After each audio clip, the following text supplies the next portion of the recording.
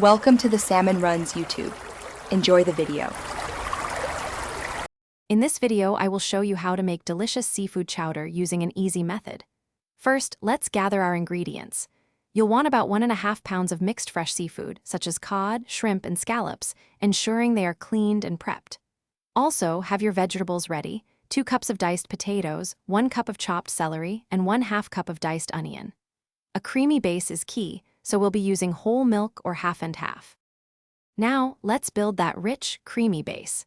Begin by sautéing 1/2 cup of diced onion and 2 cloves of minced garlic in a large pot with 2 tablespoons of butter until they are soft and fragrant. Next, sprinkle in 2 tablespoons of all-purpose flour, whisking constantly for about 1 minute to create a roux. Slowly pour in 4 cups of whole milk or half and half, stirring continuously until the mixture thickens nicely. This forms the perfect foundation for our chowder. With our creamy base ready, it's time for the star of the show, the seafood. Carefully add 1 pound of diced firm white fish, like cod or haddock, to the simmering liquid. Then, gently stir in 1/2 pound of peeled shrimp and 1/2 pound of bay scallops. Allow the chowder to simmer gently for about 10 to 15 minutes.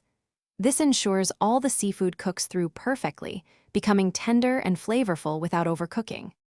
Finally, let's add the finishing touches to our delicious chowder. Season it generously with 1 teaspoon of salt, 1/2 teaspoon of black pepper, and a sprinkle of fresh parsley or chives for brightness. For a little extra warmth, consider adding a dash of hot sauce or a tiny pinch of cayenne pepper.